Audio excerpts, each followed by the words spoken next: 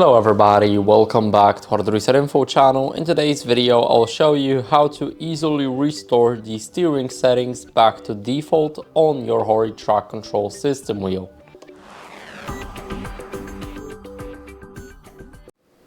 So first, what you guys want to do is click on the HORI track control system wheel here in the device manager app made by HORI. There's a tutorial on our channel on how to download it. Now here, click on the icon of the steering wheel, and in the steering settings we will have the restore to default option. So click it, click OK, and as you guys can see we have everything at default.